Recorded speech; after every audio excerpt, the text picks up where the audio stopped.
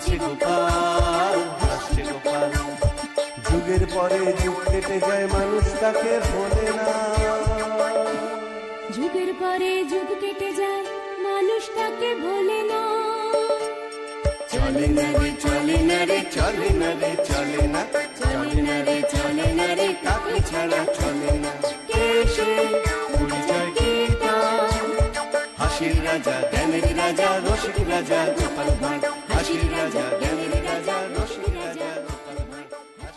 মহারাজ রাজসভা এসে কেমন অস্থির অস্থির করছিল। মন্ত্রী বসে মহারাজকে জিজ্ঞাসা করলো, কি হলো মহারাজ, আজকে কেমন আপনি অস্থির অস্থির করছেন?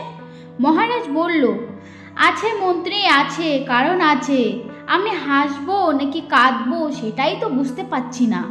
মন্ত্রী বসাই বলল, সে কি, এ কি বলছেন মহারাজ, রাজবৈদ্য ডাকবো নাকি? রাজবৈদ্য বলল, এ বাবা, এ আবার কোন জটিল রোগ আপনাকে ধরলো? মহারাজ বলল, না না, রোগ ঠোক কিছু নয়। আরে বাবা, আসল কথাটা হলো এক সাধু বাবা আসছেন এই কৃষ্ণনগরে আমার আতিথেয়তা গ্রহণ করতে। গোপাল বলল, সাধু সাধু, ভালোই তো, কিন্তু বেঁচে বেঁচে কৃষ্ণনগরেই কেন মহারাজ? মন্ত্রী মশাই বলল, কেনর থেকেও বড় প্রশ্ন হলো কোথা থেকে, না মানে সাধু বাবা কোথা থেকে আসছে মহারাজ? মহারাজ বলল, উনি যে সে সাধু নন, একেবারে হিমালয় থেকে আসা সাধু। দেশ বিদেশ পরিক্রমা করে উনি এবার আসেন আমার রাজ্যে। গোপাল বলল, ও, আপনার কি কপাল বলুন মহারাজ। মহারাজ বলল, সে যাই হোক, দেখতে হবে সাধু বাবার যেন সেবার কোনো ত্রুটি না হয়। মন্ত্রীমশাই বলল, না না, হবে না মহারাজ, বাবাকে আমি একেবারে জামাই আদরে রাখবো, আপনি কিছু ভাববেন না।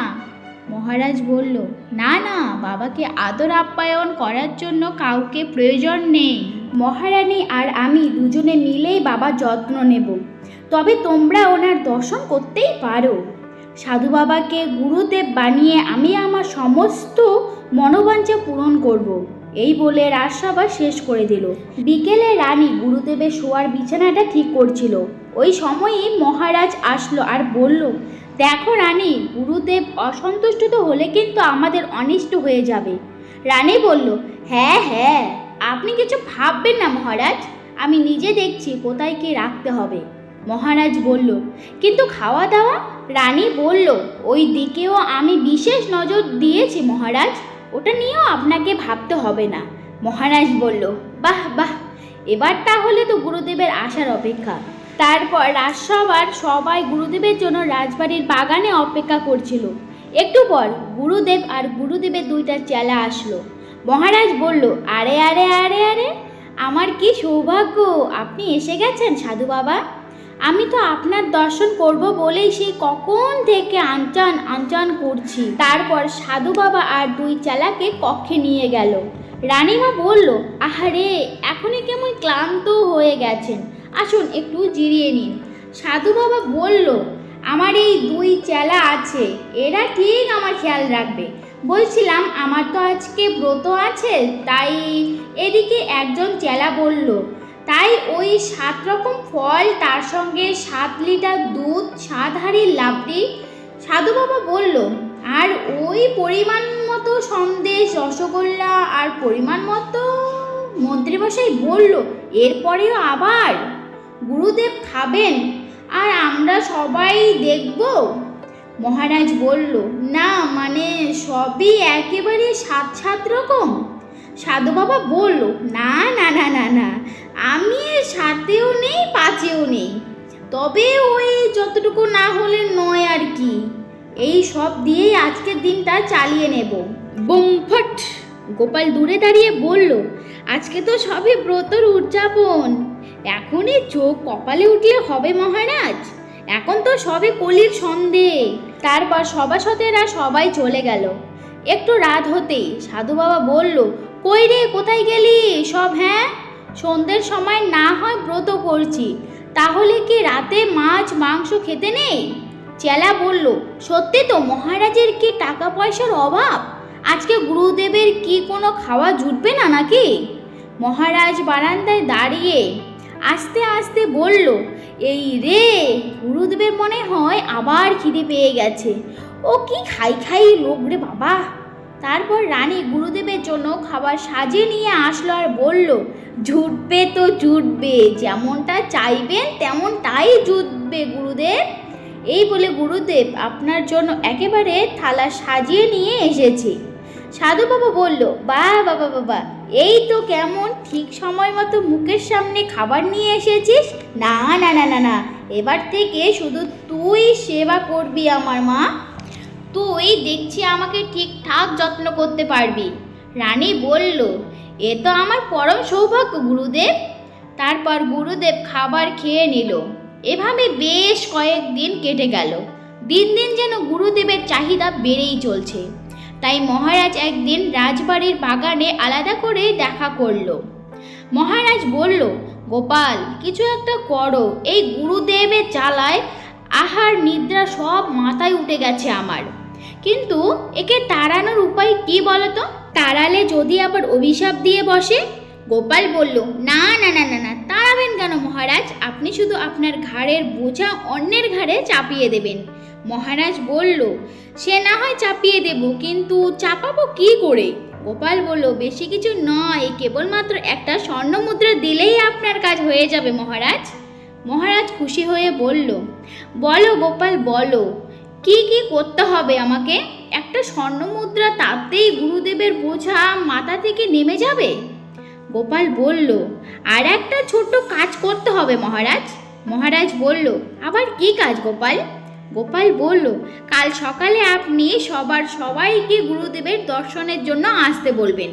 মহারাজ বলল, বেশ বেশ বেশ, এমন কি কাজ? গোপাল বলল, অবশ্য গুরুকে সরানোর আগে ওর দুই চেলাকে মেরামত করতে হবে।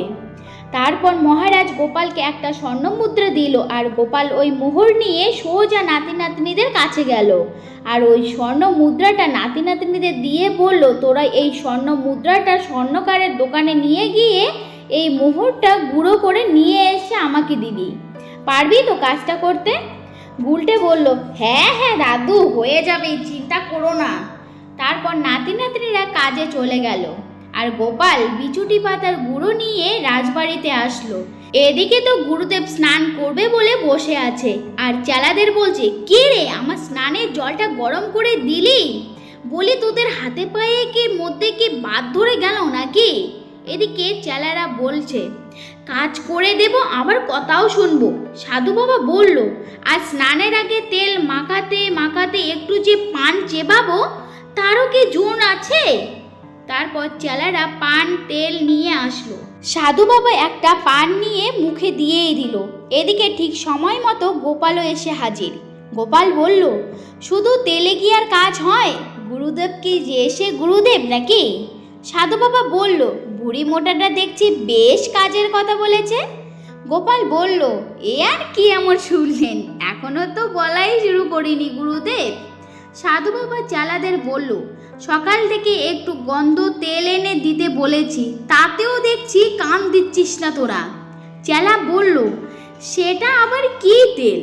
নারকেল তেল নাকি সর্ষের তেল? গোপাল সাধু বাবার চেলাদের বলল, দেখি দেখি দেখি কি তেল নিয়ে এসেছিস দেখি। তারপর গোপাল ওই তেলের শিশিটা নিয়ে দেখলো, আর সুযোগ বুঝে বিচুটি পাতার গুঁড়ো ওই তেলে মিশিয়ে দিল। তারপর চেলারা গোপালের হাত থেকে তেলের শিশিটা নিয়ে গুরুদেবের হাতে পায়ে দিল, আর যেই না তেল দিল, গুরুদেবের শরীর চুলকোতে লাগলো। এদিকে চেলারা তো কিছুই বুঝতে পারছিল না। তারপর গুরুদেব রেগে চেলাদের তাড়িয়ে দিল।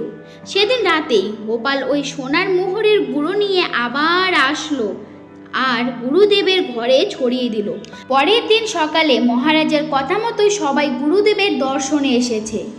সভাসদেদের সবাই গুরুদেবকে প্রণাম করলো। সাধু বাবা বলল, এসেছিস সবাই? বেশ বেশ বেশ, কিন্তু গুরুদেবের দর্শন কি আর খালি হাতে হয় রে? কই দেখি কে কি এনেছিস দেখি। মহারাজ বলল, না মানে আসলে এরা সবাই আপনার ওই অলৌকিক ক্ষমতা দেখতে চায় গুরুদেব। গোপাল বলল, গুরুদেব আপনি মহান, আপনার চমৎকারী ক্ষমতা আছে। না না না না না গুরুদেব, আপনাকে আমরা ছাড়বো না। তারপর গোপাল একটু এগোতেই দেখে সোনার গুঁড়ো। গোপাল বলল, দেখুন দেখুন সবাই দেখুন, গুরুদেবের চরণধুলি সোনার পরিণত হয়েছে। সাধু বাবা বলল, হ্যাঁ মানে মন্ত্রীমশাই বলল, গুরুদেব একবার যে আমার বাড়িতে আসতেই হবে গুরুদেব। তারপর সাধু বাবা মন্ত্রীমশাইয়ের বাড়িতে গেল, আর মন্ত্রীমশাইও 7 দিন ধরে খুব যত্ন সহকারে সেবা করলো, কিন্তু এখনো পর্যন্ত কোনো সোনার চরণধুলি পেল না। তাই এই গুরুদেব বোঝাটাকে কিভাবে ঘাড় থেকে নামাবে সেটাই বুঝতে পারছিল না। তখন মন্ত্রীগিন্নি বলল গোপালের কাছে সাহায্য নিতে। তারপর মন্ত্রীমশাই গোপালের কাছে গেল। মন্ত্রীমশাই বলল, গোপাল আমি জানি এই চালাকিটা তোমারই ছিল, কিন্তু এখন কিছু একটা করো গোপাল। গোপাল বলল, বেশ বেশ দেখি কি করা যায়। সেদিন দুপুরে গুরুদেব খেতে বসেছে, কিন্তু মন্ত্রীগিন্নি এখনো পর্যন্ত খেতে দেননি। সাধু বাবা বলল, উফ খুব জোর খিদে পেয়েছে, এখনো পর্যন্ত তো কোনো খাবার এলো না। ঠিক ওই সময়ে গোপাল খাবারের থালা হাতে নিয়ে আসলো আর বলল, এবার থেকে যে একটু অন্যভাবে খাবার আসবে গুরুদেব। সাধু বাবা বলল, সে আবার কি রকম? গোপাল বলল, মন্ত্রীমশাই একাই কেন সেবা করবে বলুন তো, আমরা বাকিরা কি দোষ করেছি বাবা? সাধু বাবা বলল, ও তা কি এনেছিস দেখি। গোপাল তখন খাবারের থালাটা গুরুদেবের সামনে রেখে দিয়ে বলল, এই তো উচ্ছে সেদ্ধ, নিম পাতা ভাজা আর কচুর বড়া। সাধু বাবা বলল, ওরে বাবা, এবার থেকে এসব খেতে হবে নাকি? গোপাল বলল, এই তো সবে শুরু বাবা, এরপরে আমাদের রাজ্যের সবাই রোজ আপনাকে নিম পাতা, উচ্ছে এইসব তেতো খাওয়াবেন। অনেক দিন মিষ্টি খেয়েছেন, তাই এবার একটু তেতো খান, আপনার শরীর ভালো থাকবে বাবা। এদিকে ন্যাপলাও নিম পাতার শরবত নিয়ে এলো আর বলল, গুরুদেব আমার মা আপনার জন্য নিম পাতার শরবত পাঠিয়েছেন। সাধু বাবা তখন বলল, ওরে বাপ রে বাপ, ঘাট হয়েছে আমার, ঘাট হয়েছে সেবা খাওয়া, আমি চললাম। গোপাল বলল, সে কি, কোথায় যাবেন বাবা? সাধু বাবা বলল, আমি এবার হিমালয়ে ফিরে চলে যাব আমি। গোপাল বলল, না না না না না, এত কষ্ট করে এগুলো এনেছি, আপনি না খাওয়া অবধি আমরা তো আপনাকে ছাড়বো না বাবা। এই বলে নিমের শরবত সাধু বাবাকে খাইয়ে দিল। তারপর তো সাধু বাবা এক ছুটে কোনো মতেই ওখান থেকে পালিয়ে চলে গেল। তারপর মন্ত্রীমশাই গোপালের কাছে এসে বলল, তুমি আমাকে বাঁচালে গোপাল। মহারাজ বলল, গোপাল শুধু তোমার নয়, আমাদের সবাইকেই বাঁচিয়েছে, গোপাল হলো আমাদের সবার রক্ষাকর্তা। তো ফ্রেন্ড, আজকের এই গোপাল ভাঁড়ের ছোট্ট গল্পটা কিরকম লাগলো বলো তোমাদের? যদি ভালো লাগে অবশ্যই লাইক কমেন্ট শেয়ার করবে আর সাবস্ক্রাইবটা অবশ্যই করবে। দেখা হচ্ছে নেক্সট কোনো ভিডিওতে, ততক্ষণ তোমরা সবাই খুব খুব খুব ভালো থেকো। Thanks for watching, tata.